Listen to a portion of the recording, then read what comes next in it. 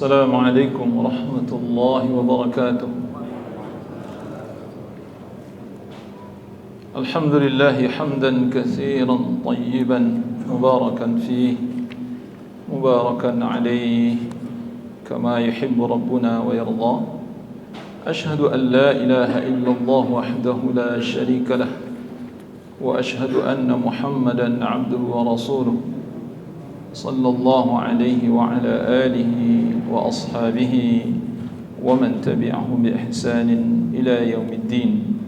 يا أيها الذين آمنوا اتقوا الله حق تقاته ولا تموتن إلا وأنتم مسلمون.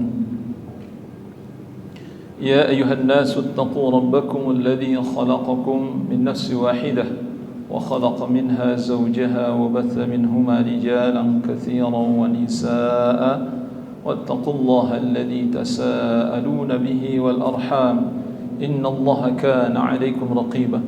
يا أيها الذين آمنوا اتقوا الله وقولوا قولا سديدا يصلح لكم أعمالكم ويغفر لكم ذنوبكم وما يطع الله ورسوله فقد فاز فوزا عظيما. أما بعد، kaum muslimin jamaah salat maghrib rahimakumullah wa a'azzakumullah. Sebelum kita membahas materi pada malam ini, yakni tentang ad-du'a'u dawa'un, doa itu adalah obat. Sebelumnya kami mengingatkan akan saudara-saudara kita yang ada di Turki dan di Suriah. Saya tidak tahu update jam sekarang ya, tapi kalau tidak salah tadi pagi atau berapa itu, saya melihat itu sudah belasan ribu jiwa yang meninggal. Kalau untuk saat ini Allahu a'lam, ini sudah hitungan jam sebenarnya disebutkan bahwa yang terkubur, yang belum teridentifikasi sebenarnya itu bisa lebih banyak daripada yang sudah ditemukan yang meninggal. Untuk itu Bapak Ibu rahmati Allah, saat ini yang bisa kita lakukan sebagai seorang mukmin, al-muslim akhul muslim, sebagai seorang mukmin, sebagai seorang muslim, saudara bagi muslim lainnya, yang bisa kita lakukan adalah kita berdoa kepada Allah Subhanahu wa taala. Kita mohon kepada Allah agar saudara-saudara kita yang terkena musibah, baik yang meninggal maupun yang masih hidup dan mengalami luka-luka parah, yang meninggal kita mohonkan kepada Allah agar dosa-dosa mereka diampuni oleh Allah Subhanahu wa taala dan mereka mendapatkan derajat syahid di sisi Allah Subhanahu wa taala sebagaimana janji Rasulullah sallallahu alaihi wasallam. Ada hadis yang sahih bahwa seseorang yang terkena musibah dan meninggal dalam musibah itu, maka mereka ini mati syahid. Ketiban sesuatu, tenggelam, terbakar dan lain sebagainya, kata Nabi, mereka mati syahid.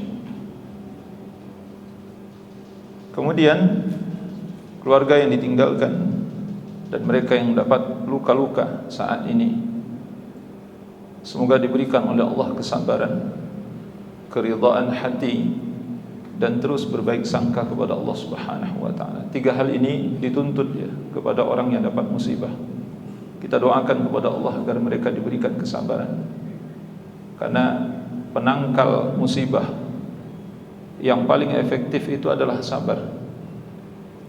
Maka Nabi SAW mengingatkan, isbir wattaqillah, bersabarlah dan bertakwa kepada Allah Subhanahu wa taala. Tidak ada penangkal musibah yang paling efektif dan yang paling ampuh kecuali sabar. Oleh karena itu kita mohonkan kepada Allah agar berikan kesabaran kepada saudara kita yang tertimpa musibah, yang masih hidup, yang mereka menderita dengan luka-luka mereka, kemudian Allah berikan keridhaan dalam hati dengan takdir yang Allah berikan kepada mereka. Karena tanpa keridhaan dalam hati, maka tidak mungkin terwujud kesabaran. Nah, sesungguhnya keridhaan itu buah dari kesabaran dalam hati seorang mukmin. Oleh karenanya seorang tidak mungkin ridha terhadap apa yang diberikan oleh Allah kalau dia tidak sabar. Yang ketiga, kita mohonkan kepada Allah agar mereka diberikan husnudzan kepada Allah, selalu berbaik sangka kepada Allah Subhanahu wa taala. Taubahnya ketika kita timpa musibah, Bapak bin rahmati Allah. Tiga hal ini disebutkan oleh para ulama wajib ada dalam hati seorang mukmin ketika dia timpa musibah, seberat apapun musibah yang menimpa diri mereka. Tidak boleh tidak sabar, tidak boleh tidak ridha, dan tidak boleh berburuk sangka kepada Allah Subhanahu wa taala. Sehingga dengan demikian insyaallah apa yang menjadi janji Nabi sallallahu alaihi wasallam bahwa dosa-dosa mereka digugurkan oleh Allah Subhanahu wa taala, derajat mereka diangkat oleh Allah Subhanahu wa taala, dan Allah akan memberikan ganti yang lebih baik daripada apa yang sudah Allah ambil dari diri mereka. Oleh karenanya Rasulullah sallallahu alaihi wasallam berpesan kepada Ummu Salamah. Kata Rasulullah sallallahu alaihi wasallam, bersabarlah engkau dan ucapkanlah inna lillahi wa inna ilaihi raji'un. Itu atas meninggal suaminya Abu Salamah pada saat itu. Dan bacalah doa kata Nabi sallallahu alaihi wasallam, Allahumma ajur fi musibati wa akhlif li khairan minha. Ya Allah, berilah aku pahala di dalam musibah yang menimpa diriku ini, dan berilah ganti dengan yang lebih baik dari apa yang sudah engkau ambil dari diriku. Ini doa Nabi SAW. Dan saya kira setiap kita harus menghafal doa ini, karena ini sunnah Nabi SAW. Jadi setiap kita ditimpa musibah, yang kita mengalami kerugian, mengalami bencana dan lain sebagainya, maka kata Nabi, bacalah doa Allahumma ajur fi musibati, ya Allah berilah aku pahala di dalam musibah yang menimpa diriku ini, wa akhlif li khairan minha, dan berilah ganti dengan yang lebih baik. Dan itu insya Allah benar-benar akan kita peroleh dan kita dapatkan. Tapi syarat yang disebutkan oleh para ulama, kita harus sabar, kemudian ridha dengan takdir yang menimpa diri kita, takdir Allah Subhanahu wa taala, kemudian teruslah berbaik sangka kepada Allah Subhanahu wa taala. Bapak Ibu rahmati Allah. Semoga Allah Subhanahu wa taala memberikan apa yang telah dijanjikan olehnya dan Rasulnya sallallahu alaihi wasallam kepada saudara kita yang ada di Suriah dan ada di Turki hari ini. Ya, kita bisa berempati dan bersimpati Bapak Ibu rahmati Allah. Pertama dengan membayangkan bahwa musibah ini menimpa diri kita dan keluarga kita. Kita bayangkan saja gitu. Jadi ketika kita melihat apa yang menimpa diri mereka, rumah mereka hancur, kemudian Masya Allah ya, ketika anak-anak bayi, anak-anak kecil diselamatkan oleh Allah Subhanahu wa ta'ala, sementara orang-orang tua mereka meninggal. Bapak Ibu rahmati Allah Subhanahu wa ta'ala. Jadi banyak cara bagi kita untuk menanamkan empati di dalam hati kita terhadap saudara kita, khususnya seiman, seakidah. Bapak Ibu rahmati Allah Subhanahu wa ta'ala. Nah, dalam kaitan ini juga bahasan kita dan tema kita adalah ad-du'a'u dawa'un. Doa adalah obat. Doa adalah obat. Imam Ibn Qayyim rahimahullahu ta'ala mengatakan wad-du'a'u min anfa'il adwiyah. Doa adalah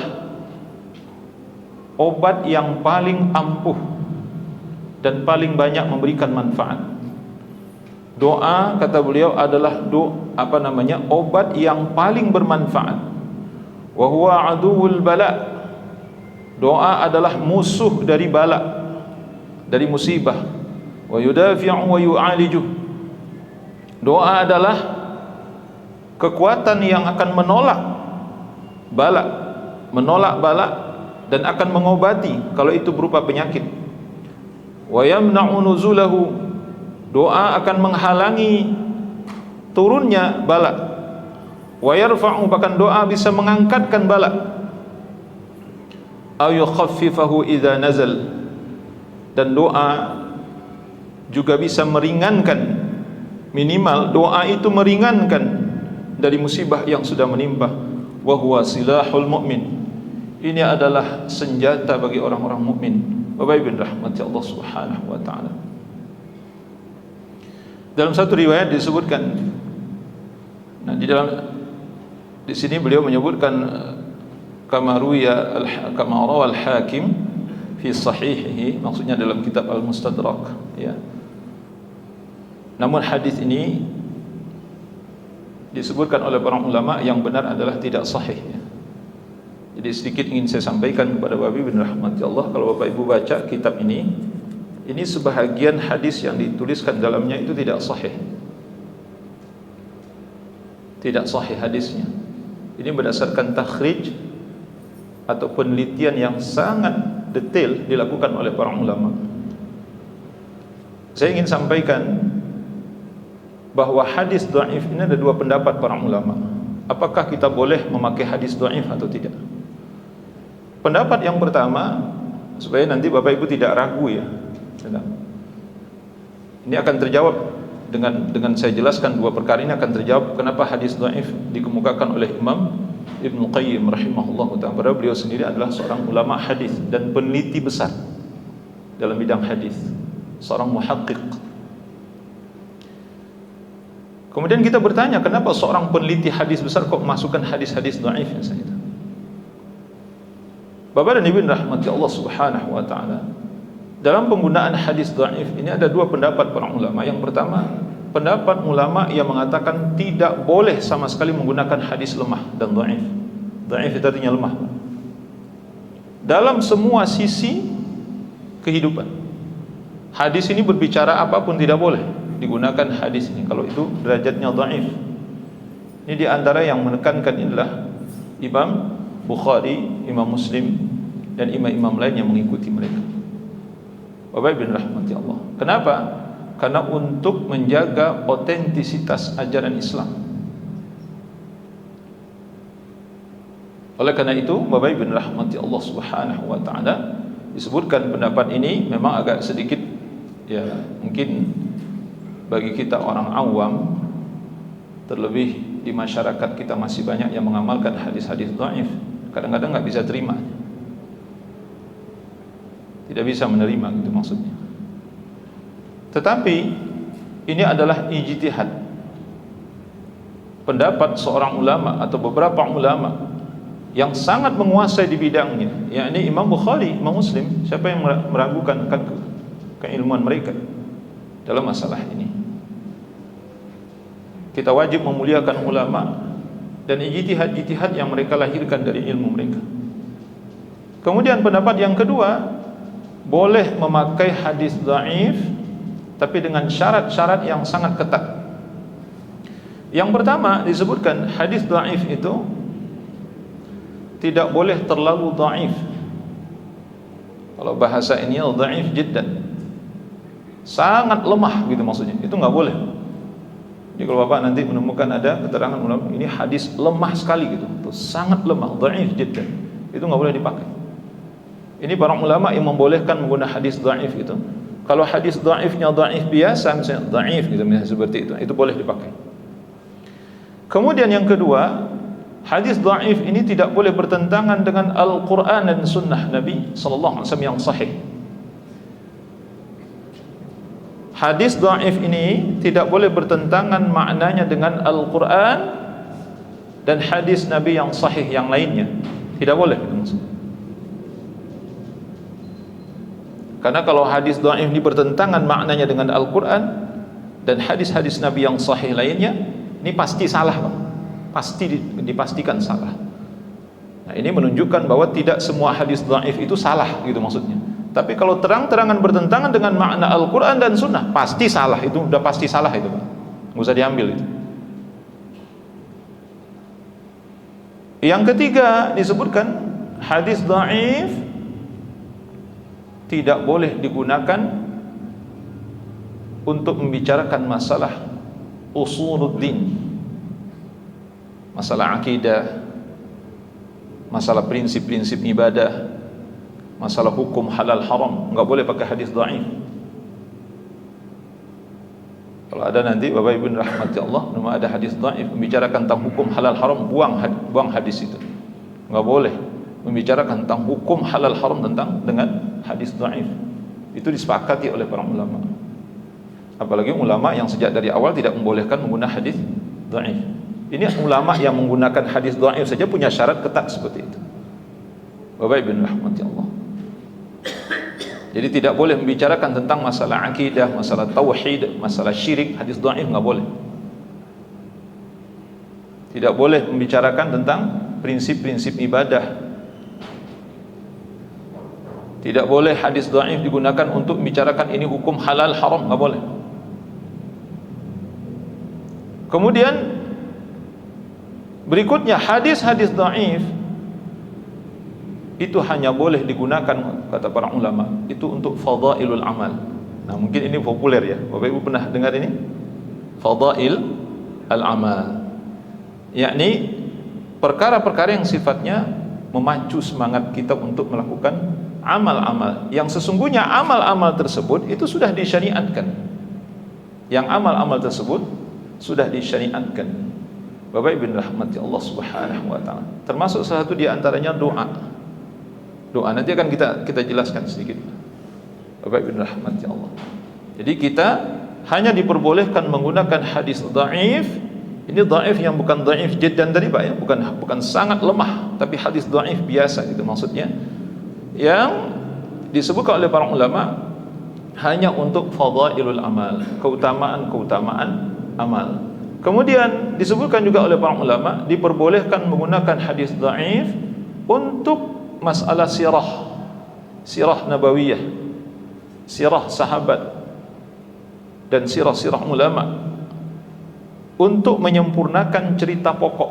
Karena disebutkan oleh para ulama, kalau Bapak Ibu baca kitab sirah nabawiyah itu hanya berpedoman kepada hadis yang sahih saja, maka akan banyak cerita yang terputus di sana. Karena hadis sahih itu cuma sedikit yang menceritakan tentang sirah Nabi Muhammad sallallahu alaihi wasallam, mulai sejak dari lahir sampai beliau diwafatkan oleh Allah. Itu hadis yang sahih yang menceritakan tentang bagaimana perjalanan kehidupan Nabi sejak beliau dilahirkan oleh Allah sampai beliau diwafatkan oleh Allah. Itu hadis sahih ini justru enggak banyak. Justru tidak banyak. Ada yang mengatakan para ulama mencoba untuk menghimpun itu lebih kurang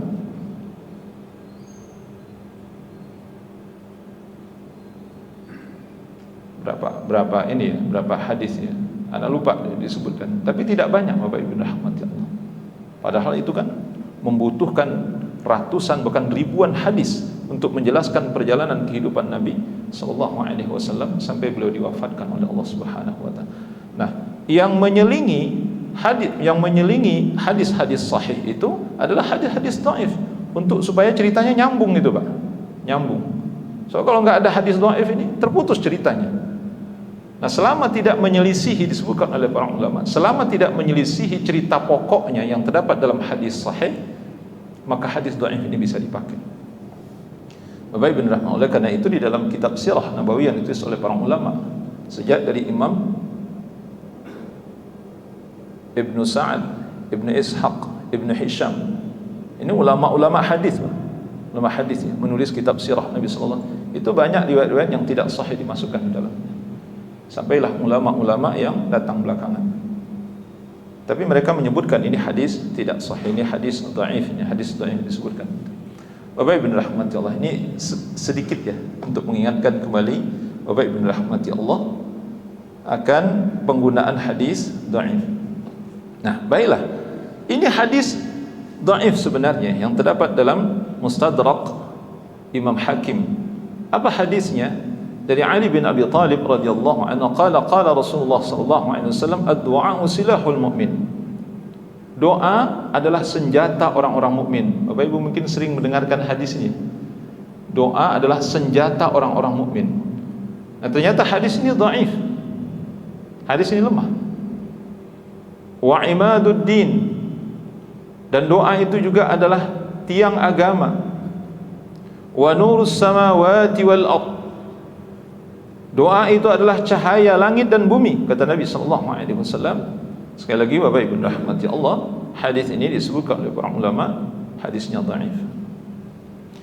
Kemudian hadis yang lain, termasuk ini hadis dhaif, tetapi ada syawahid, ya, atau ada turuq yang lain.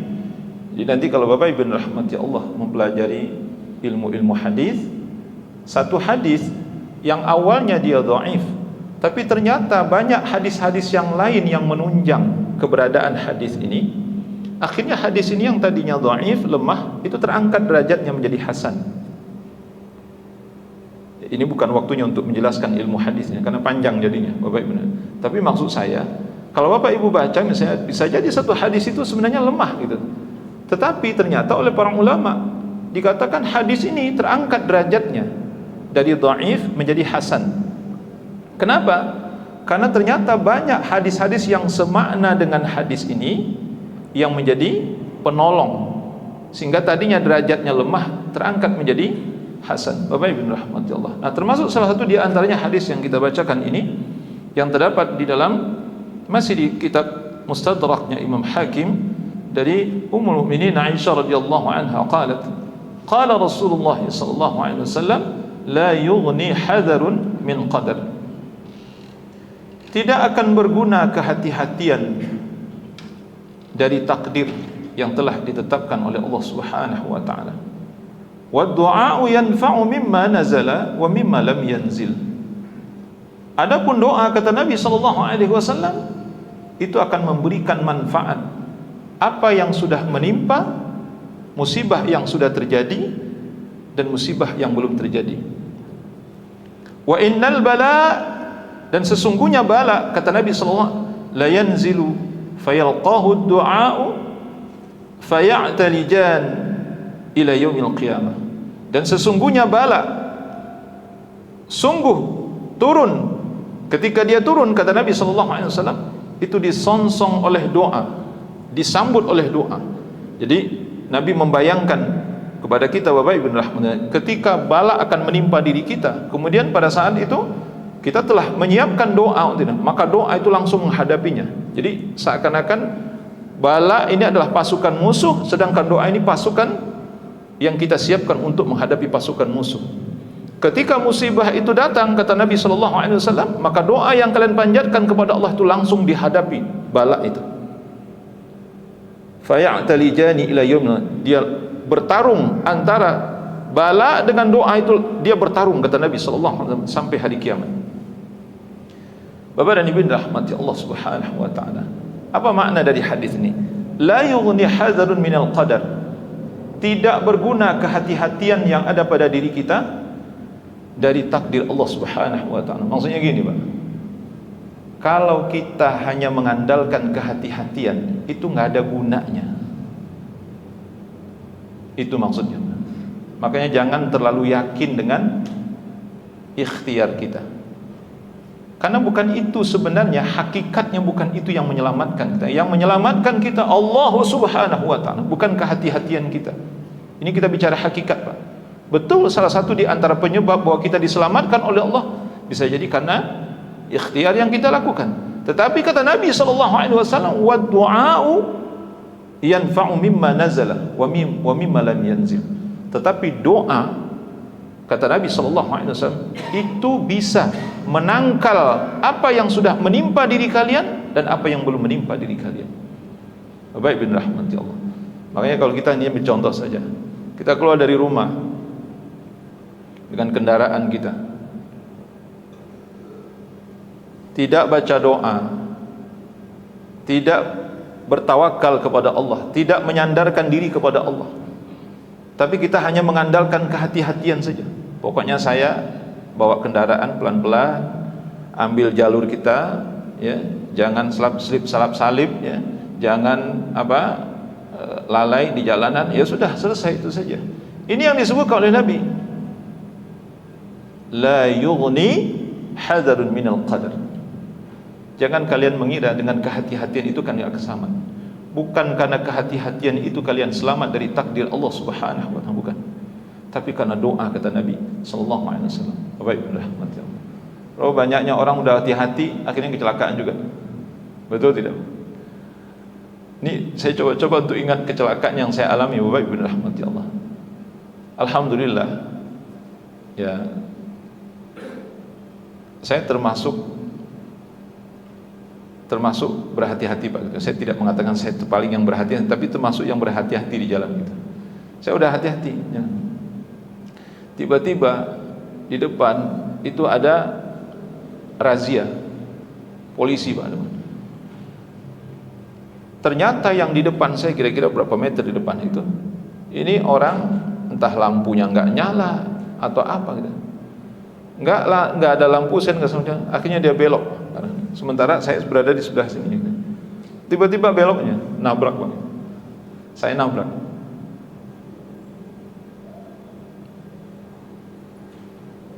Saya tidak mengatakan itu bukan salah saya.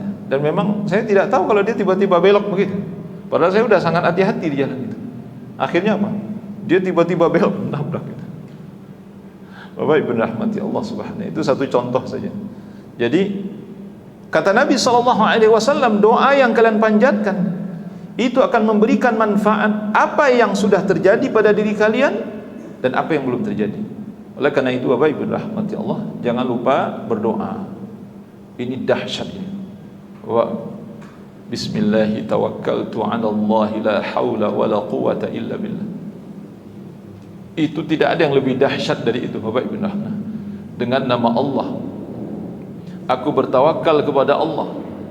La haula wala quwata illa billah. Adakah yang lebih dahsyat dari kalimat ini diajarkan oleh Nabi sallallahu alaihi wasallam? Inilah yang dikatakan oleh Nabi. Kalau kalian baca doa ini, bisa jadi Allahu a'lam, ya. Kalau seandainya ada musibah yang mungkin telah mengintai kita, tapi karena doa yang kita panjatkan ini, akhirnya musibah itu tidak jadi terjadi, tidak jadi terwujud. Kenapa? Karena ada doa yang menghadang musibah tersebut. Nah, itulah bayangannya dari hadis Nabi sallallahu alaihi wasallam. Hal senada juga diriwayatkan dari sahabat Abdullah bin Umar radhiyallahu anhuma dari Nabi sallallahu alaihi wasallam, ad-du'a yanfa'u mimma nazala wa mimma lam yanzil, fa'alaikum ibadallahi bid-du'a. Kata Nabi sallallahu alaihi wasallam, doa itu akan memberikan manfaat terhadap apa yang sudah menimpa diri kita dan terhadap apa yang belum menimpa diri kita. Fa'alaikum ibadallahi bid-du'a. Oleh karena itu wahai hamba Allah, kata Allah, wahai hamba-hamba Allah, kalian harus berdoa. Nah, Bapak Ibu rahmati Allah, jadi hadis yang dhaif sebelumnya itu dikuatkan oleh hadis-hadis berikut ini sebenarnya. Bahwa kita disuruh untuk berdoa, doa silahul mukmin. Doa itu adalah senjatanya orang-orang mukmin. Oleh karena itu kita enggak boleh tidak berdoa. Bapak Ibu rahmati Allah. Apalagi dalam hadis yang lain Nabi sallallahu alaihi wasallam menyebutkan, la yaruddul qadar illa doa. Tidak ada yang bisa menolak takdir kecuali doa, kata Nabi sallallahu alaihi wasallam. Bapak Ibu rahmati Allah subhanahu wa ta'ala. Hadis ini ya, dihasankan oleh sebagian ulama hadis. Tidak ada yang bisa menolak takdir kecuali doa. Bapak Ibu rahmati Allah. Jadi ikhtiar yang kita lakukan itu tidak bisa menolak takdir. Tidak bisa menolak takdir. Bapak Ibu rahmati Allah subhanahu wa ta'ala. Seperti musibah yang terjadi kepada saudara kita yang ada di Turki dan Suriah hari ini.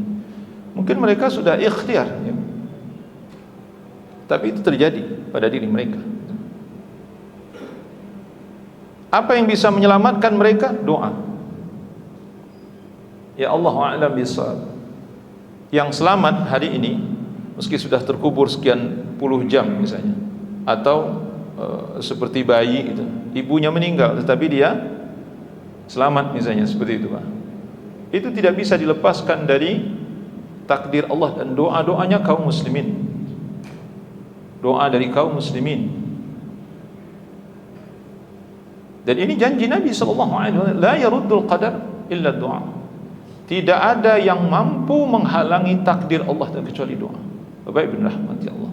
Nah, Bapak Ibu mungkin barangkali bertanya, memang ada takdir Allah yang bisa dirubah?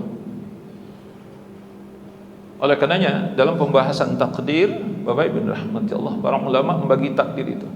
ada takdir yang ditetapkan oleh Allah sejak dari azali, ya.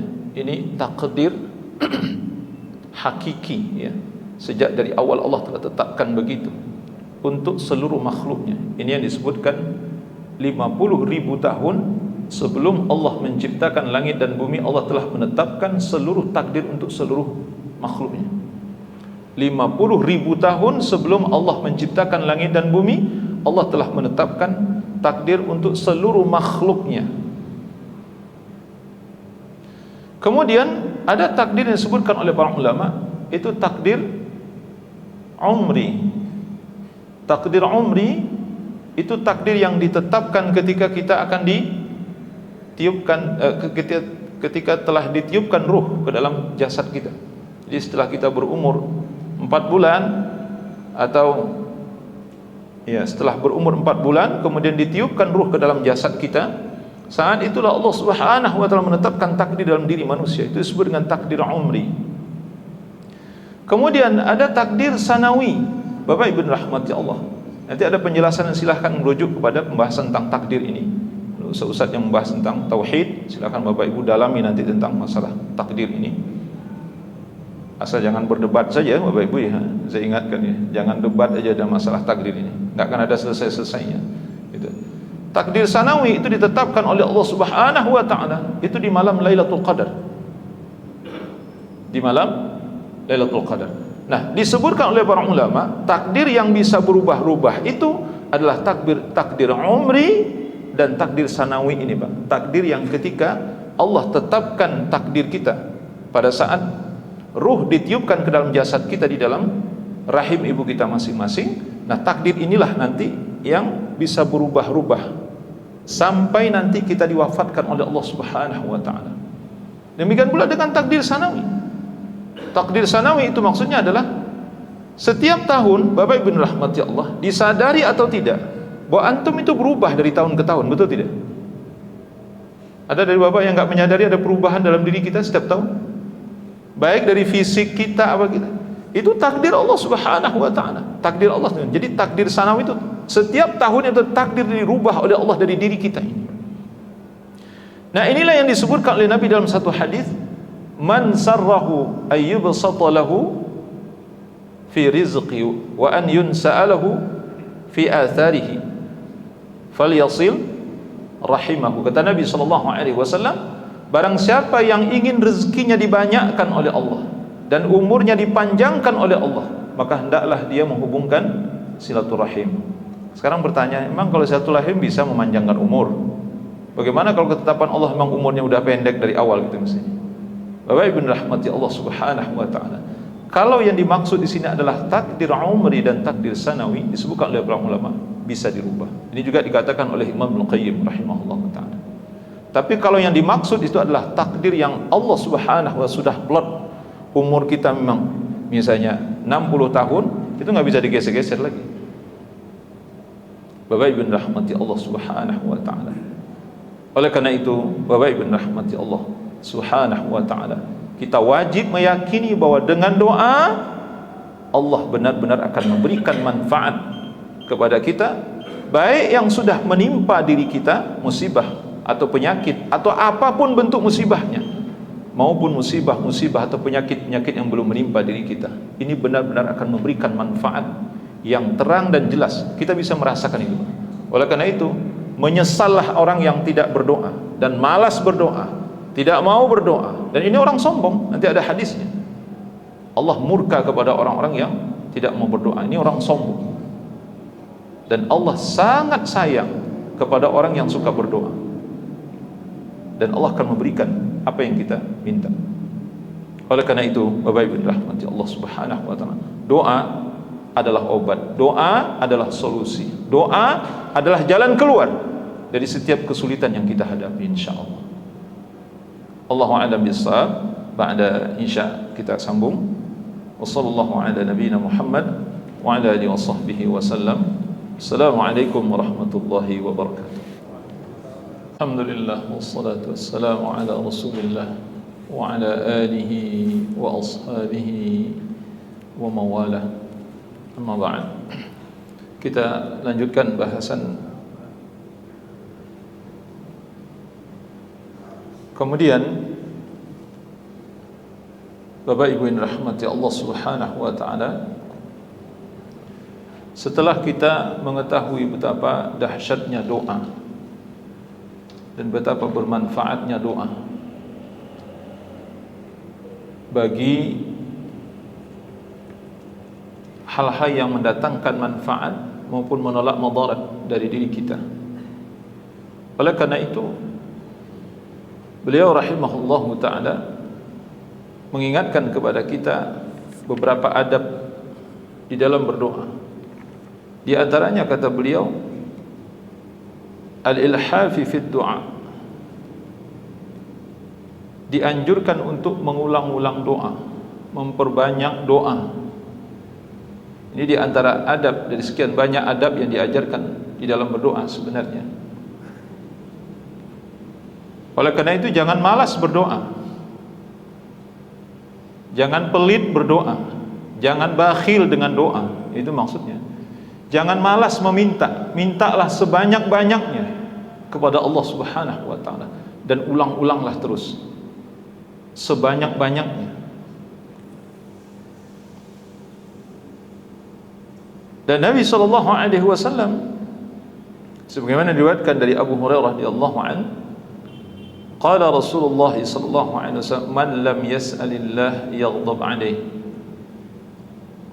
barang siapa yang tidak meminta kepada Allah maka Allah akan murka kepadanya.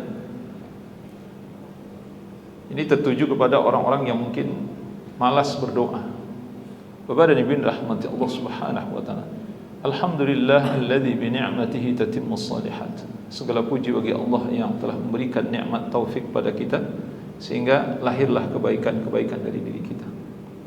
Salah satu yang membuat orang terhalang dari doa itu karena memang ada kewajiban-kewajiban yang tidak dilakukan sebagaimana mestinya, khususnya ibadah salat. Bapak Ibu rahmati Allah, biasanya doa yang paling banyak kita panjatkan kepada Allah itu saat kapan? Saat sholat. Baik sebelum sholat maupun setelah sholat, baik sebelum sholat maupun di dalam sholat yang utama sekali, maupun setelah sholat. Saya selalu memberikan nasihat kepada saudara saya ketika mereka bertanya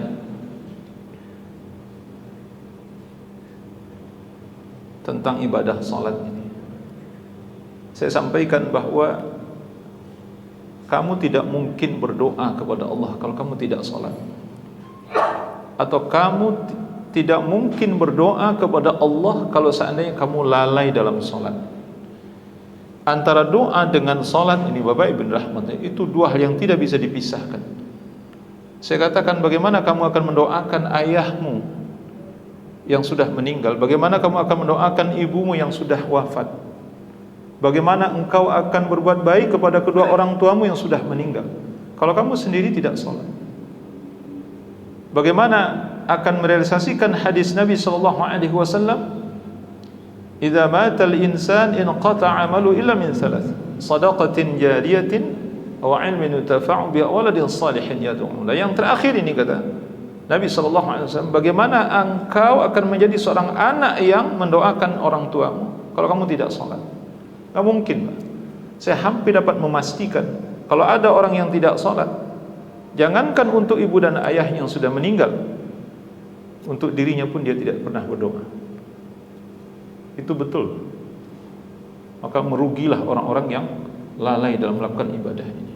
Bapak Ibu rahmati Allah Subhanahu wa taala. Dan sebenarnya doa itu menjadi satu hal yang tidak terpisahkan dari semua syariat yang Allah wajibkan pada diri kita, baik itu salatnya, zakatnya, infak, sedekahnya, kemudian puasa, haji dan umrah yang kita tunaikan. Inilah saat-saat di mana kita betul-betul konsentrasi memanjatkan doa kepada Allah Subhanahu wa taala. Terutama ketika ada sesuatu yang menjadi fokus bagi kita. Apakah ingin meraih sesuatu yang bermanfaat buat diri kita atau ingin menghilangkan madarat dari diri kita. Bapak dan Ibu rahmati Allah Subhanahu wa taala. Memang ya, ada orang yang berdoa ketika butuh saja. Ada. Nah, inilah ciri orang-orang yang sebenarnya yang disebutkan oleh Nabi dalam hadis, man lam yas'alillah yaghdab alaih. Siapa yang tidak meminta kepada Allah, maka Allah murka kepadanya. Oleh karenanya, Bapak Ibu rahmati Allah Subhanahu wa taala, kita dianjurkan untuk sering-sering meminta, banyak-banyak meminta, banyak-banyak mengulang apa yang kita inginkan, diulang-ulang. Dalam hadis yang lain Nabi sallallahu alaihi wasallam juga menyebutkan dalam Mustadraknya Imam Hakim dari Anas bin Malik radhiyallahu anhu, la ta'jazu fid du'a, jangan kalian lemah di dalam berdoa. Maksudnya jangan malas dalam berdoa. Fa innahu la yahliku ma'ad du'a'i ahad. Karena tidak ada ruginya orang yang berdoa, kata Nabi. Itu betul, kan? Rugi enggak kalau kita berdoa? Enggak ada ruginya. Sedikit pun tidak ada ruginya. Maka berdoalah. So berdoa aja enggak mau. Berdoalah. Perbanyak doa, ulang-ulang doa itu, sering-sering berdoa. Dalam hadis yang lain Nabi sallallahu alaihi wasallam juga bersabda, jadi Ummul Mukminin Aisyah radhiyallahu anha, "Innallaha yuhibbul mulihina fid du'a." Sekali lagi Bapak Ibu rahmati Allah, hadis ini juga disebutkan oleh para ulama dhaif ya. Hadis ini lemah. Tetapi maknanya itu tidak bertentangan dengan perintah Nabi dan perintah Allah Subhanahu wa taala dalam Al-Qur'an dan hadis Nabi sallallahu alaihi wasallam yang sahih.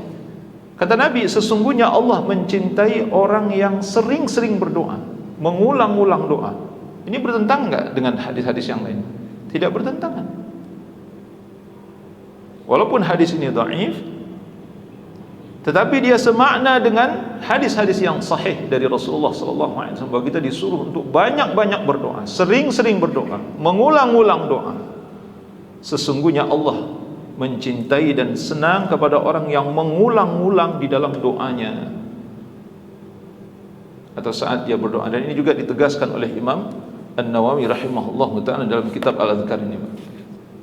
Kitab Al-Adhkar yang ditulis oleh Imam An-Nawawi rahimahullah ta'ala di sini dalam bab doa, bab adab doa ya. Adab-adab di dalam berdoa. Itu disebutkan oleh Imam Nawawi rahimahullah ta'ala, ini di antara adab yang harus ada pada diri orang yang berdoa, dan jangan sampai bosan di dalam berdoa. Bapak Ibu rahmati Allah, Imam Ahmad bin Hanbal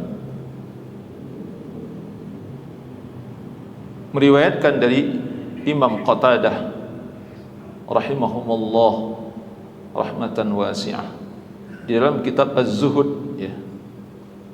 Ini kitab, salah satu kitabnya Imam Ahmad bin Hanbal rahimahullahu ta'ala.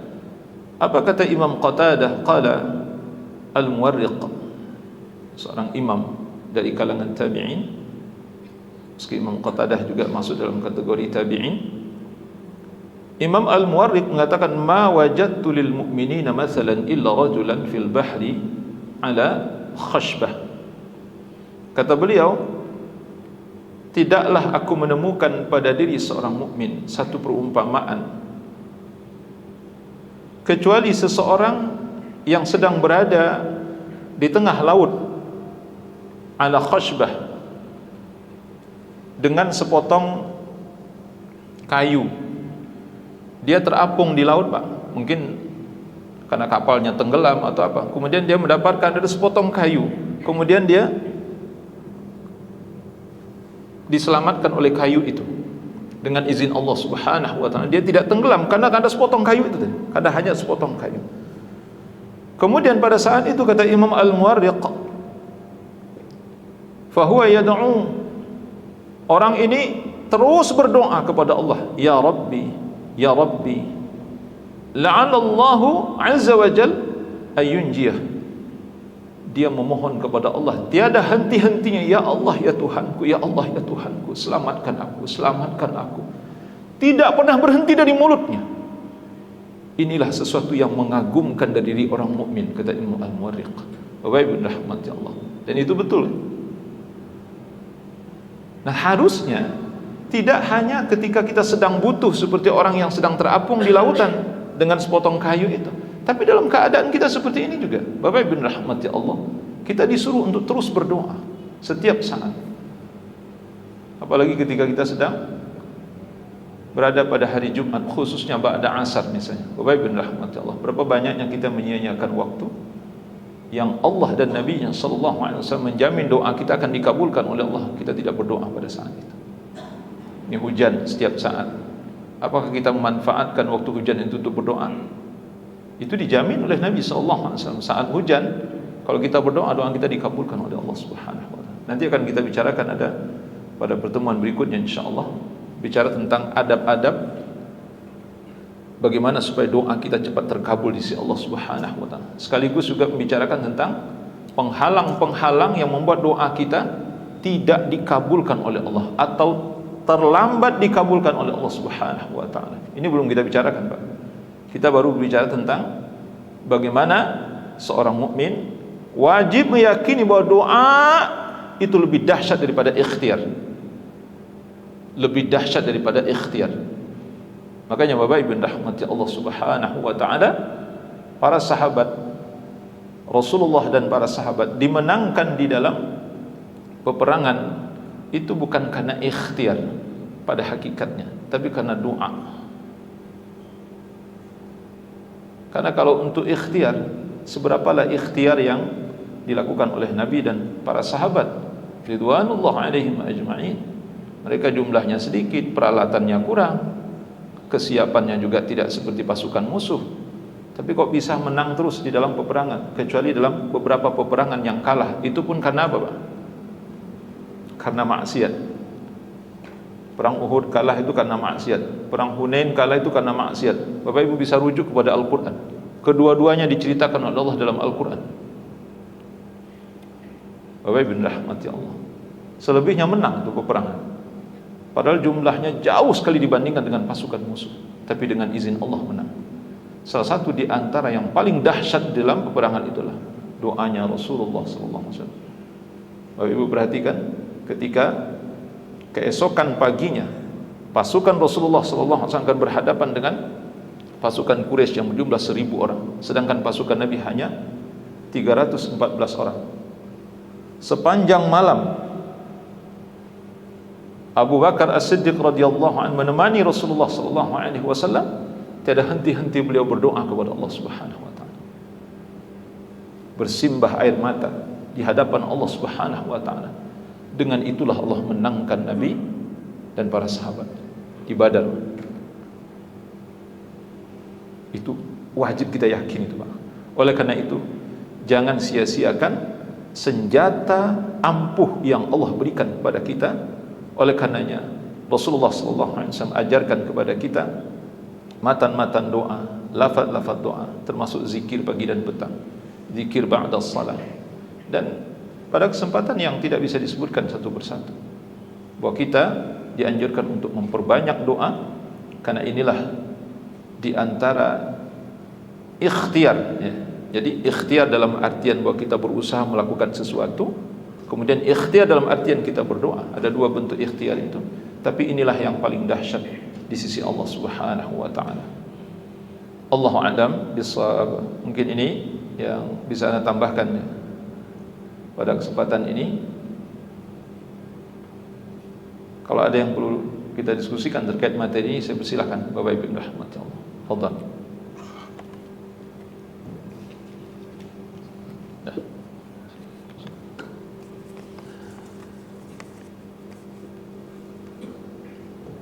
Apakah, ini pertanyaan, apakah keadaan sempitnya rezeki berupa materi merupakan takdir yang bisa dirubah melalui doa?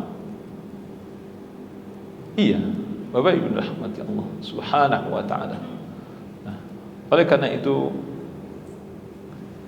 ayat Allah Subhanahu wa taala yang sering sekali kita dengar dari para guru-guru kita dalam surah At-Tahrim ayat 3. Apa bunyi ayatnya? Wa may yattaqillaha yaj'al lahu makhraja wa yarzuquhu min haitsu la yahtasib. Allahu akbar. Nanti akan ada penjelasan detail kita insyaallah terkait dengan meraih rezeki ini dari Imam Al-Qayyim rahimahullah taala. Tapi tidak diingkari bahwa salah satu ikhtiar yang paling ampuh untuk membuka pintu rezeki itu adalah bertakwa kepada Allah Subhanahu wa taala. Dan doa itu salah satu bagian dari ketakwaan kita kepada Allah. Maka seorang hamba yang senantiasa berdoa kepada Allah, ini menggambarkan dia memiliki sifat tawakal sempurna kepada Allah. Maka disebutkan oleh para ulama, orang yang tidak berdoa ini manusia sombong. Orang yang sering berdoa kepada ini menunjukkan bahwa dia memiliki sifat tawakal yang sempurna kepada Allah. Bahwa dia mengatakan bahwa dirinya, aku ini lemah ya Allah. Ana faqirun ilallah. Saya ini fakir, saya ini sangat membutuhkan Engkau wahai Allah. Itu aja mungkin yang tidak dia katakan. Tapi ketika dia setiap saat meminta kepada Allah Subhanahu wa taala, dia ingin katakan bahwa dia sangat lemah dan sangat bergantung kepada Allah. Dan ini bentuk ketakwaan. Bentuk ketakwaan kepada Allah. Jadi ketakwaan kepada Allah itu dibuktikan dengan ibadah kepada Allah, ketaatan, kesalehan. Salah satu bentuk kesalehan adalah seorang yang tidak pernah berhenti berdoa kepada Allah Subhanahu wa taala. Jadi itu akan merubahnya. Dan Allah akan memberikan rezeki dari jalan yang tidak disangka-sangka. Allah akan memberikan rezeki dari jalan yang tidak disangka-sangka. Nah, Bapak Ibu rahmati Allah Subhanahu wa taala. Oleh karena itu tidak boleh kita berputus asa ketika seorang misalnya sudah usaha sebulan, 2 bulan, setahun, 2 tahun, kok enggak ada perubahan seperti ini. Kemudian dia katakan, barangkali ini sudah takdir Allah terhadap diri saya. Ya sudah, kalau begitu saya menyerah saja. Ya sudah, betul, tidak akan pernah berubah sampai mati. Sampai mati dia nggak akan berubah itu kalau seperti itu. Oleh karena itu, teruslah berusaha dan jangan sampai lupa berdoa. Ya. Atau bahasanya teruslah berdoa dan jangan sampai lupa teruskan usaha ikhtiar itu. Kata Allah, tilkal ayyamu nudawiluha bainan nas. Itulah hari-hari, kata Allah, Allah pergilirkan di antara manusia. Kadang-kadang ada orang yang hari ini dia sukses, besok dia gagal. Ada orang yang hari ini gagal, besok dia sukses. Itu Allah yang menyebutkan dalam Al-Quran. Bisa jadi hari ini kita beruntung, besok kita rugi. Bisa jadi hari ini mereka menang, besok mereka kalah. Gitu. Dan itu Allah sudah takdirkan seperti itu. Oleh karena itu, tidak ada seperti yang Anda sampaikan tadi, dalam takdir takdir umri itu belum boleh kita memastikan mungkin ini takdir Allah terhadap diri saya. Ya sudah, saya begini aja. Enggak boleh itu, Pak. Itu namanya menyerah. Tidak diperbolehkan seperti itu. Itu putus asa namanya. Itu haram hukumnya dalam Islam. Orang yang putus asa jauh dari rahmat Allah Subhanahu wa taala. Maka oleh karena itu, jangan kita menetapkan takdir terhadap diri kita sendiri. Barangkali ini memang rezeki saya segini-gininya ini. Saya udah usaha, kok nasib saya nggak berubah-berubah. Nah, Bapak Ibu rahmati Allah, nanti ada pembahasan lain selain dari masalah doa ini. Apa? Perhatikanlah dirimu. Apa dirimu itu pantas diberikan oleh Allah rezeki lebih? Kadang-kadang begitu juga, Pak. Apa engkau pantas mendapatkan karunia dari Allah Subhanahu wa taala? Itu penting loh. Karena terkait ayat tadi, ketakwaan yang ada pada diri kita itu masih dipertanyakan. Bisa jadi kita benar nggak sudah bertakwa kepada Allah Subhanahu wa taala, atau masih setengah-setengah. Saya kadang-kadang memberi contoh begini, Pak. Misalnya ada orang yang mengatakan bahwa saya ini udah berusaha untuk jadi orang soleh, tapi kok nasib saya nggak berubah-berubah. Itu betul loh, Pak. Ada orang yang ngomong begitu. Saya bilangin, Pak, ya mungkin benar itu bahasa Bapak. Saya katakan berusaha untuk jadi orang soleh, tapi jangan pernah Bapak mengatakan saya ini udah soleh. Nggak boleh begitu. Karena standar soleh itu ada di sisi Allah Subhanahu wa ta'ala. Gitu. Nah, salah satu di antaranya standar soleh itu, Bapak Ibu rahmati Allah, saya selalu mengatakan apa? Salat berjamaah. Salat berjamaah. Kalau antum kadang-kadang salat berjamaah, kadang-kadang enggak, itu belum soleh namanya. Atau antum suka sholat berjamaah tapi suka terlambat. Suka terlambat itu apa namanya? Masbuk ya. Kalau sering terlambat, masbukers. Coba ibu perhatikan ini penting loh Pak. Ini menjadi bahan introspeksi. Anak katakan antum kasihan Pak, kasihan. Antum rajin sholat berjamaah tapi suka terlambat. Kasihan antum. Itu belum memenuhi standar soleh yang seperti itu. Ini perhatikan loh Pak. Ini saya ingatkan Bapak Ibu, khususnya Bapak ya. Kalau Ibu kan tidak dianjurkan, tidak ditekankan untuk sholat berjamaah ke masjid. Kalau mau silahkan, kalau tidak ya nggak apa-apa, kata Nabi SAW. Buyutukunna khairun lakun. Rumahmu lebih baik bagimu daripada masjid ini, kata Nabi SAW. Itu Nabi ngomong di masjid mana itu? Masjid Nabawi. Masjid Nabawi bukan masjid ini Pak, Masjid Nabawi. Nabi katakan rumahmu lebih baik daripada masjid ini. Padahal di Masjid Nabawi sekali sholat berapa Pak? 1000 kali lebih baik dibandingkan dengan sholat masjid kita ini. Tapi Nabi katakan rumahmu lebih baik daripada masjid. Nah kita kembali, Bapak Ibu rahmati Allah. Ini saya memberikan contoh itu kan sangat sederhana itu Pak. Kalau antum masih bolak-balik kadang-kadang sholat berjamaah, kadang-kadang tidak, atau antum sudah rajin sholat berjamaah tapi suka terlambat, antum belum disebut soleh yang seperti itu. Tapi kalau antum misalnya di dalam hati itu betul-betul sudah sangat kuat terikat dengan ibadah sholat berjamaahnya, sehingga antum tidak meninggalkan sholat berjamaah itu dan tidak pernah tertinggal dari takbiratul ihram, dan jarang-jarang sekali antum berdiri di saf kedua dan ketiga, artinya sering berdiri di saf yang pertama. Nah ini insya Allah itu teruji tuh Pak. Maka dalam satu hadis Nabi SAW sebutkan, apa kata Nabi? Siapa yang tidak tertinggal dari takbiratul ihram selama 40 hari 40 malam. Hadis ini dihasankan oleh Syekh Al-Albani rahimahullah ta'ala. Siapa yang tidak tertinggal dari takbiratul ihram selama 40 hari 40 malam, maka Allah akan bebaskan dia dari dua perkara. Pertama, Allah akan bebaskan dia dari neraka jahanam. Kemudian yang kedua, Allah akan bebaskan dia dari sifat munafik. Bapak Ibu rahmati Allah. Ini kan tantangan itu maksudnya, untuk menguji kesolehan kita di sana. Itu tidak mudah. 40 hari 40 malam. 40 hari 40 malam. Tidak pernah tertinggal dari takbiratul ihram. Nah kalau antum berdiri di saf yang pertama, insya Allah tidak tertinggal dari takbiratul ihram. Artinya perhatian kita luar biasa gitu. Oleh karena itu Bapak Ibu rahmati Allah subhanahu wa ta'ala, insya Allah benar-benar doa bisa merubah keadaan kita, termasuk masalah rezeki. Insya Allah ini benar Pak, insya Allah Allah akan berikan kemudahan. Tapi sekali lagi memang ya, kita harus penuhi syarat-syarat yang diinginkan oleh Allah. Wa idza sa'alaka 'ibadi 'anni fa inni qarib ujibu da'watad da'i idza da'an falyastajibu li wal yu'minu bi la'allahum yarshudun. Apabila hamba-hambaku bertanya tentang aku, kata Allah, jawablah, aku amat dekat, aku sangat dekat, kata Allah. Falyastajibu li, ya, ujibu da'watad da'i idza da'an, aku akan mengabulkan doa setiap orang yang berdoa. Ini Allah janji, aku akan kabulkan setiap doa orang yang berdoa. Apa kata Allah? Falyastajibu li wal yu'minu bi la'allahum yarshudun. Tapi dengan syarat, perkenankan panggilanku. Nah,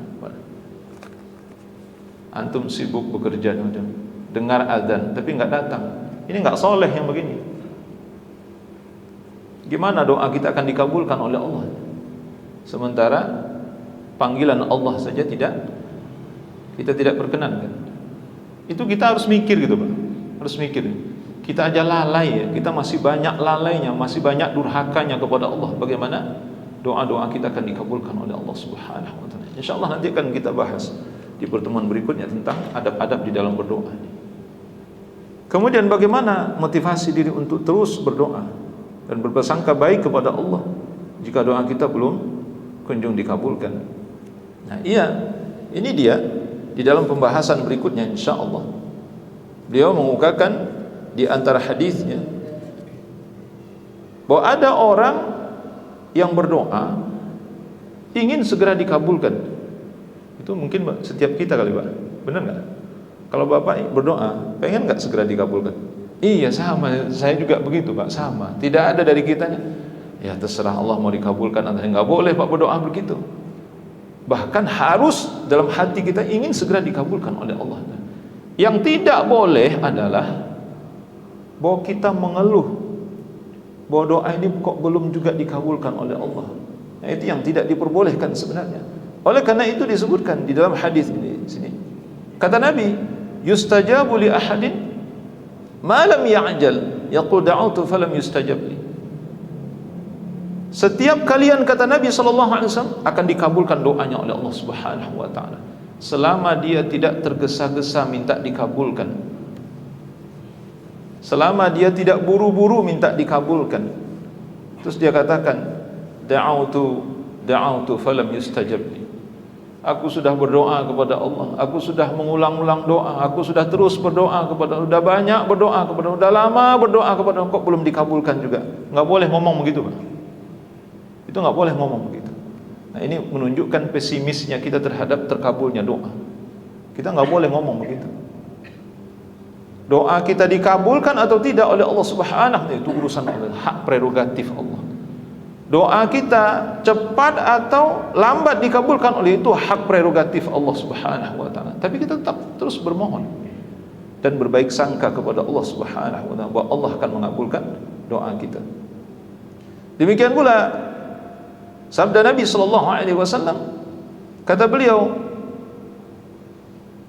la yazalu yustajabu lil 'abdi ma lam yad'u bi ithmin aw qati'ati rahim ma lam yasta'jil. Senantiasa doa seorang hamba itu akan dikabulkan oleh Allah Subhanahu wa ta'ala selama mereka tidak berdoa untuk dosa. Jadi doa itu kontennya dosa Pak. Ya.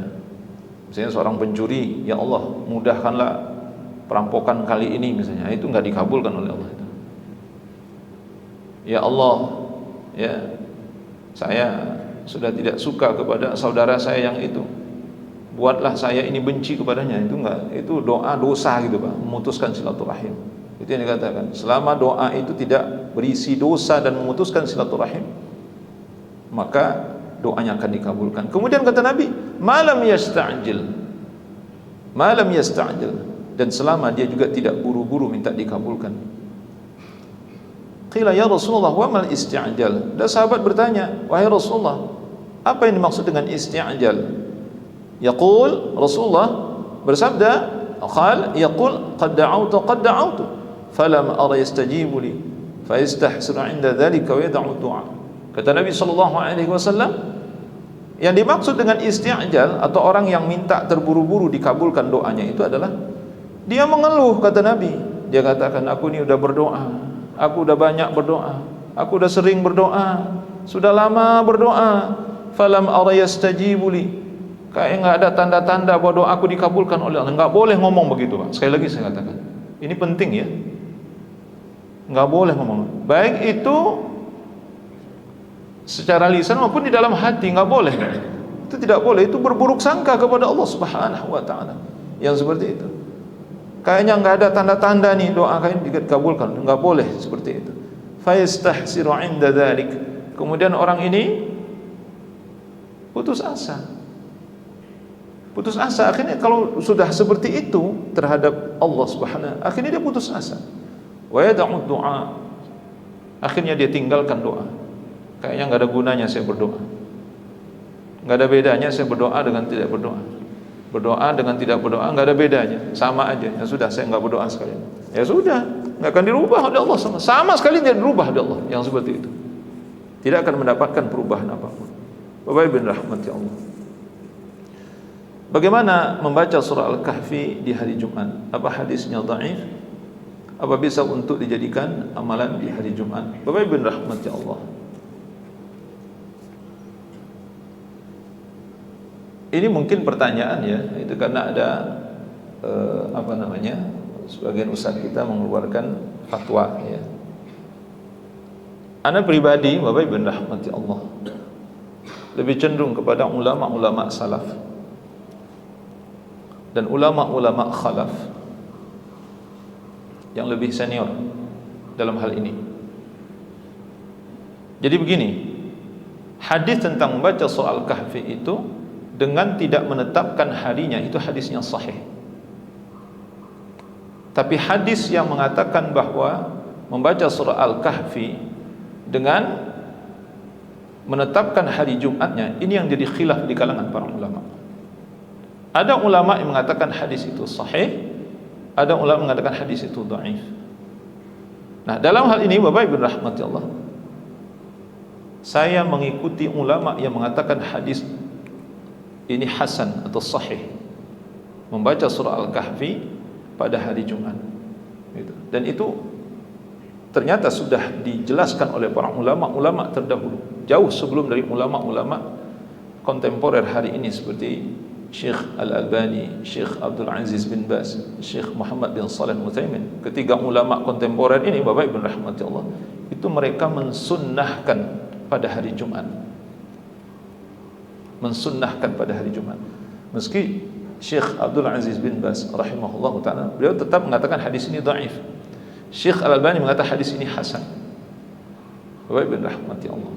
Oleh karena itu, Bapak Ibu rahmati Allah, karena terjadi khilaf di kalangan para ulama tentang hal ini, ditambah lagi ada keutamaan pada hari Jumat itu sendiri, maka wallahu a'lam, ana lebih cenderung dengan apa yang difatwakan atau ijtihadnya para ulama terdahulu, termasuk ulama-ulama mutaakhirin saat ini yang hidup sezaman dengan kita, seperti ulama yang saya sebutkan tadi itu, bahwa hadis terkait dengan membaca surah Al-Kahfi pada hari Jumat itu kategorinya hasan. Allahu a'lam bishawab. Ya. Kenapa? Karena melihat keutamaan pada hari Jumat itu sendiri, kemudian hadis ini terkait dengan apa tadi? Fadailul amal. Jadi membaca surah Al-Kahfi itu dianjurkan, disunnahkan gitu. Nah, kemudian ada hadis yang menetapkan pada hari Jumat. Ini yang diperdebatkan oleh para ulama, apakah hadisnya sahih atau tidak. Bapak Ibu rahmati Allah Subhanahu wa taala. Allahu a'lam bishawab. Ya, jadi dalam hal ini kalau Bapak Ibu misalnya masih ragu, ya, dengarkanlah pendapat para ulama terkait dengan masalah ini. Ya, kita bukan ahli ijtihad, ya, bukan ahli fatwa juga. Jadi dengarkan penjelasan para ulama terkait ini. Kalau Bapak Ibu ragu, ya, maka amalkan hadis Nabi, kata Nabi, da'ma yaribuka ila ma la yaribuka. Tinggalkan hal-hal yang meragukanmu dan ambillah yang tidak meragukan. Nah, apa rasanya yang tidak meragukan dalam hati? Kalau Bapak Ibu ragu untuk mengamalkannya, berarti yang tidak ragu adalah meninggalkannya. Betul nggak begitu? Betul nggak? Ya betul kan? Kalau Bapak ragu melakukannya, jangan dilakukan gitu. Maksudnya khusus pada hari Jumatnya. Tapi kalau baca surah Al-Kahfinya, itu boleh dibaca kapanpun maksudnya. Mau hari Senin, Selasa, Rabu, Kamis, Sabtu, Ahad gitu. Itu sahih hadisnya, tanpa menentukan harinya gitu. Kan yang terjadi khilaf itu kan, apakah pada hari Jumat itu hadisnya sahih atau tidak? Itu yang terjadi khilaf gitu. Nah, kalau ana pribadi, Allahu a'lam bishawab, ana lebih mengikuti ulama-ulama senior, ya, baik itu dari kalangan salaf pun khalaf. Allahu a'lam bishawab. Dan kalau kita lihat yang menyelisih itu, Pak, itu muridnya mereka, muridnya Syekh Albani, muridnya Syekh bin Baz, muridnya Syekh Ibnu Utsaimin. Itu yang menyelisihi gurunya gitu. Saya ngikutin gurunya, Pak. Saya pribadi, saya nggak tahu, Pak, saya ngikutin gurunya, tidak ngikutin muridnya. Allahu a'lam bishawab.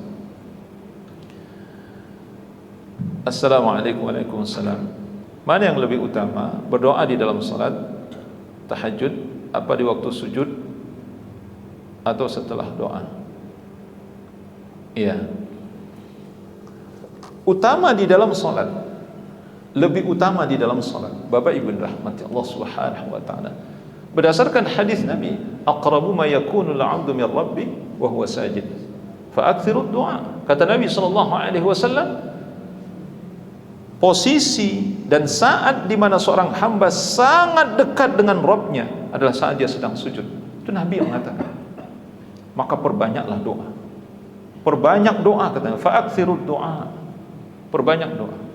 Makanya Bapak Ibu rahmati Allah Subhanahu wa taala, secara khusus kalau Bapak Ibu tanya habis salat tahajud Nabi doanya apa ini?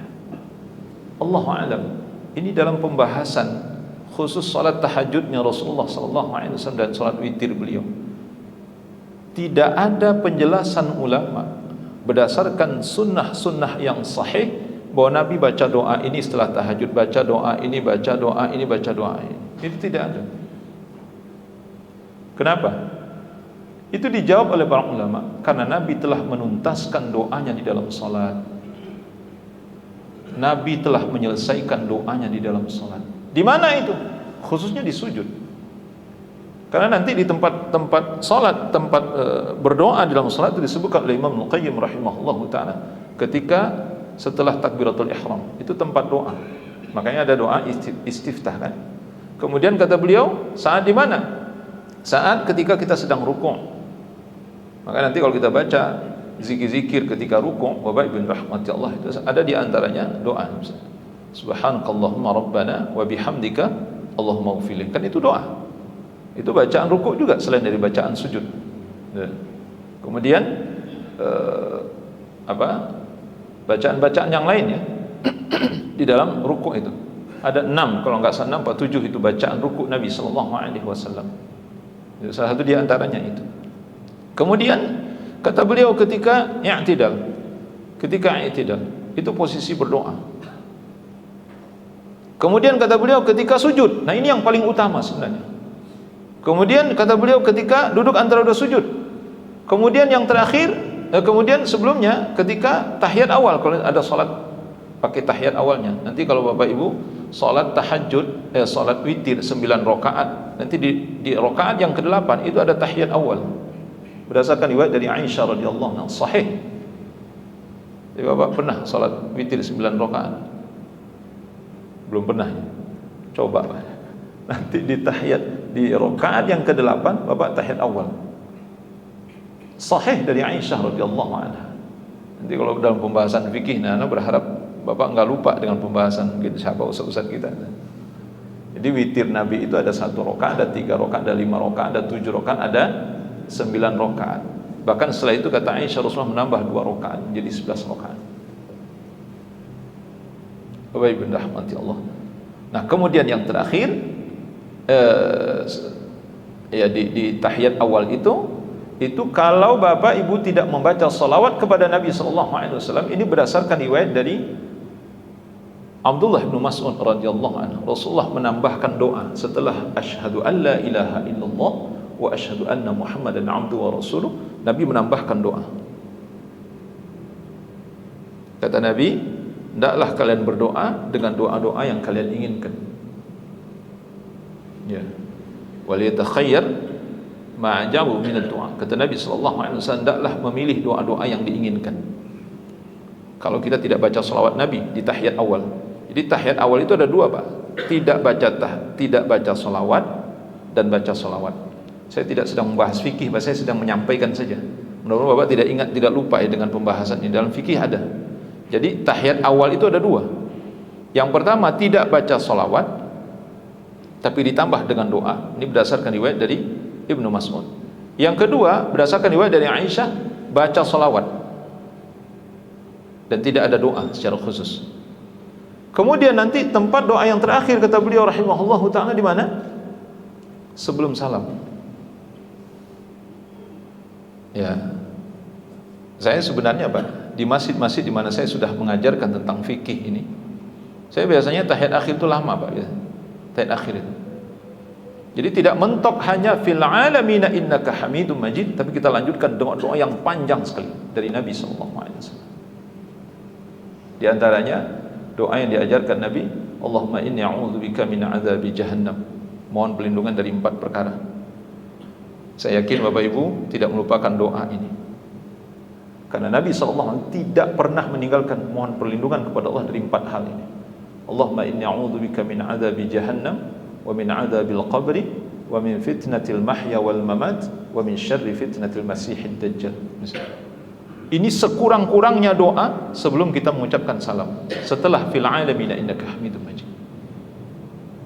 Abu Bakar As-Siddiq radhiyallahu anhu meminta, ya Rasulullah, apa doa yang harus aku baca di dalam salatku? Kata Nabi, bacalah Allahumma inni zalamtu nafsi zulman katsira la yaghfiru dzunuba illa anta faghfir li maghfiratan min 'indik warhamni innaka antal ghafurur rahim.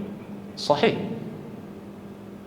dari Abu Bakar As-Siddiq radhiyallahu anhu. Dan doa-doa lain seperti Allahumma ighfir ma qaddamtu wa ma akhartu wa ma asrartu wa ma a'lantu wa ma asraftu wa ma anta a'lamu bihi minni antal muqaddim wa antal muakhir la ilaha illa anta. Allahumma aslih li dini alladhi wa 'ismatu amri wa aslih li dunyaya allati fiha ma'ashi. Dan seterusnya. Bapak Ibu rahmati Allah Subhanahu wa taala. Tetapi sekali lagi, doa yang paling afdal di sepanjang salat itu disebutkan oleh para ulama adalah saat sujud. Nah, disinilah kita menuntaskan doa yang paling banyak, Bapak Ibu dirahmati Allah. Setelah kita bertasbih subhana rabbiyal a'la subhana rabbiyal a'la subhana, kita baca agak 10 kali subhana rabbiyal a'la itu, baru kemudian kita berdoa sepanjang-panjang. Dan ini tidak terbatas hanya sujud terakhir. Saya ingatkan Bapak Ibu dirahmati Allah, keliru antum kalau hanya memanfaatkan sujud terakhir, dan tidak ada hadisnya Nabi SAW di sujud terakhir doa lama itu nggak ada. Jangan buat ketentuan sendiri. Tidak ada hadisnya yang menjelaskan bahwa di sujud terakhir itu lama, nggak ada, Pak. Ini di semua sujud, di setiap sujud. Karena saya pernah lihat itu, ada orang di sujud terakhir doang yang lama gitu. Itu harus ada dalilnya, Pak. Nabi tidak pernah melakukan di sujud terakhir lama. Kalau Bapak baca hadis, justru sujud Nabi yang paling lama di rakaat keberapa? Rakaat pertama. Ini untuk salat tahajud ya. Ini kan ditanyakan tadi salat tahajud. Sujud Nabi yang paling lama itu di rakaat pertama. Karena kata Hudzaifah ibn al-Yaman radhiyallahu anhu, panjangnya sujud Nabi dan rukuk Nabi itu sepanjang berdiri beliau baca ayat. Kalau Nabi baca ayat misalnya rakaat pertama surah Al-Baqarah, maka sujudnya itu sepanjang surah Al-Baqarah lebih kurang. Bapak Ibu, semakin di rakaat yang terakhir itu semakin ringan sujud Nabi, karena ayatnya semakin pendek. Jadi salat malam itu Bapak Ibu rahmati Allah, rakaat yang terakhir itu rakaat ayat yang paling pendek, dan Nabi SAW mengikuti lama berdiri beliau sujud itu. Itu hadisnya sahih riwayat Imam Bukhari Muslim, baik dari Ibnu Mas'ud, Hudzaifah, dari Abdullah Ibnu Abbas dan sahabat-sahabat lainnya. Bapak Ibu rahmati Allah Subhanahu wa taala. Jadi kalau ditanya mana yang afdal di dalam salat, Bapak Ibu rahmati Allah, afdal di dalam salat. Oleh karenanya Bapak Ibu rahmati Allah, tidak akan menemukan doa Nabi secara khusus setelah tahajud, karena Nabi telah menuntaskan dan menyelesaikan doanya di dalam salat. Ya, adapun setelah itu kalau mau ditambah dengan doa yang lainnya silahkan. Atau Bapak Ibu ingin menambah dengan memperbanyak istighfarnya. Kan itu kan waktu-waktu sahur, kan waktu sahur itu wabil ashari hum yastaghfirun, dan di waktu sahur mereka memperbanyak istighfar. Itu sifatnya ibadur rahman. Itu sifatnya Rasulullah dan para sahabat. Di waktu sahur memperbanyak istighfar. Juga termasuk doa sebenarnya, tetapi kalau kita hubungkan tadi dengan ibadah salat, mana kan lebih utama? Utama di dalam salat. Oleh karenanya Bapak Ibu, kalau ingin menangis, menangis dalam salat, jangan di luar salat. Ya bukan nggak boleh menangis di luar salat, silahkan menangis juga di luar salat, tapi lebih utama kalau Bapak Ibu menangis dan khusyuk dalam salat. Itu tak tertandingi. Tak tertandingi, Pak. Salat dahsyat, Pak, dalam salat. Sangat dahsyat. Bapak Ibu, berdoalah sebanyak-banyak ketika sujud utama sekali. Menangislah terseduh-seduh di hadapan Allah dalam keadaan sujud. Ingat dosa-dosa kita, ingat maksiat yang kita lakukan, kelalaian kita kepada Allah Subhanahu wa taala dan dosa-dosa lain. Allahu a'lam bissawab. Cukup Bapak Ibu? Ya. Assalamualaikum warahmatullahi wabarakatuh. Waalaikumsalam warahmatullahi wabarakatuh. Saya suka bingung dengan istilah ulama. Kayak Imam Syafi'i, Hanafi, Hambali dan lain sebagainya, mereka rata-rata hafal sekian ribu hadis sampai dengan sanad. Di Indonesia ini kan kita melihat dikit-dikit disebut ulama, dikit-dikit disebut ulama. Apakah setiap ulama yang namanya ulama ini mereka sudah bisa berijtihad atau gimana? Makanya saya nggak tahu di Indonesia ini ada ulama yang benar nggak sih? Iya, satu itu. Mungkin tentang doa. Kalau setiap kali kita menangis kepada Tuhan dan berdoa, bisa nggak kita analogikan dengan permintaan anak kepada orang tua? Kalau anak minta pada orang tua, setiap hari kita minta gitu, lama-lama kan orang tua malah jengkel. Bisa nggak kita analogikan antara hamba dengan Allah itu seperti itu? Kita jadi. Nah. Ya. Assalamualaikum warahmatullahi wabarakatuh. Waalaikumsalam warahmatullahi fikum. Bapak Ibu yang dirahmati Allah Subhanahu wa taala. Memang ya kriteria ulama itu disebutkan oleh para ulama. Kalau kita baca riwayat Imam Syafi'i misalnya, itu tidak diragukan lagi, itulah ulama.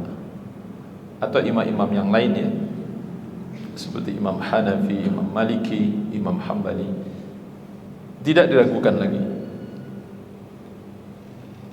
Maka di antara ciri atau syarat mutlak seseorang dikatakan ulama itu, yang pertama,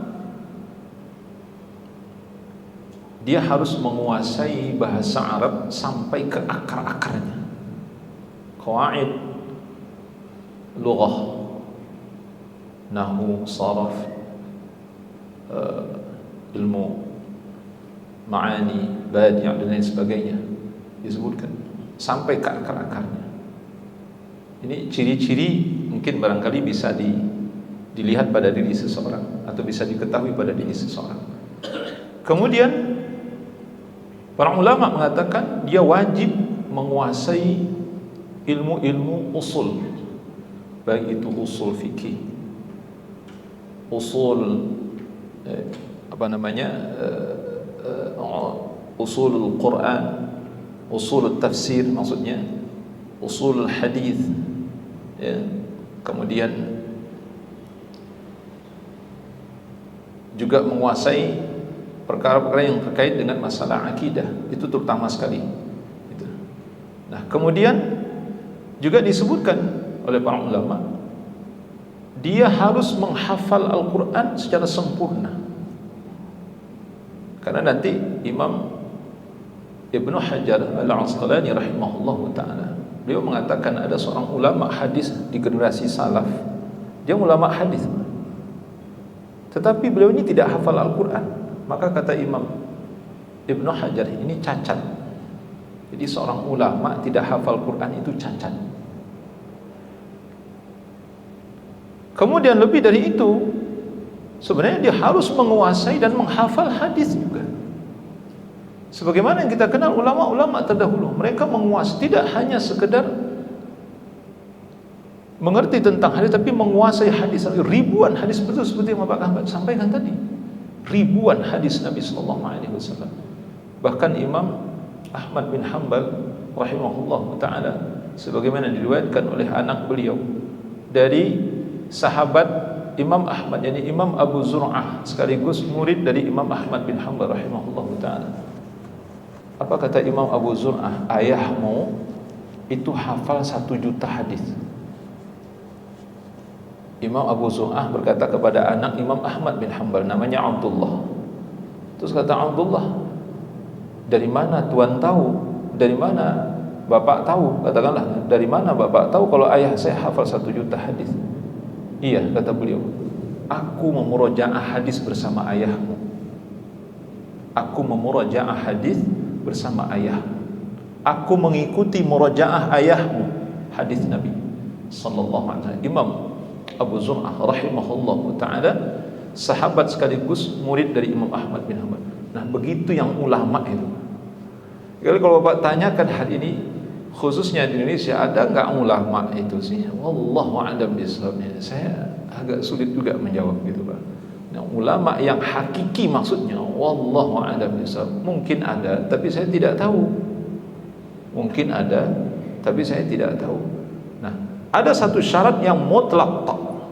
Jika seorang disebut ulama itu apa? Itu manhajnya harus bersih, fikrahnya harus bersih, tidak menyimpang.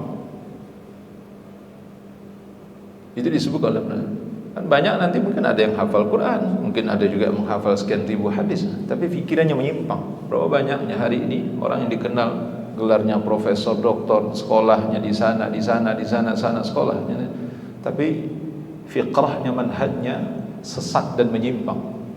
Bapak Ibu rahmati Allah. Itu Bapak Ibu bisa lihat sendirilah gitu. Nggak usah saya sebutkan orang-orangnya gitu. Tapi media sekarang membongkar semua. Siapa ini, orang ini udah ketahuan gitu.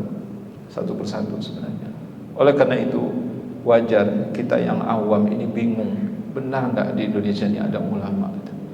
Apalagi sebahagian dari mereka yang terkadang kalau kita perhatikan itu terlalu berani mengeluarkan fatwa ini, fatwa itu, segala macam.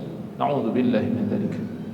Oleh karena itu, Bapak Ibu rahmati Allah Subhanahu wa taala, akan lebih aman kalau kita berpegang kepada fatwa-fatwa para ulama masa lampau, baik itu ulama salaf maupun khalaf yang hidup ratusan bahkan ribuan tahun sebelum kita, seperti para ulama dari kalangan imam mazhab, ulama-ulama hadis, ulama-ulama aqidah, ulama-ulama fikih, ulama-ulama tafsir.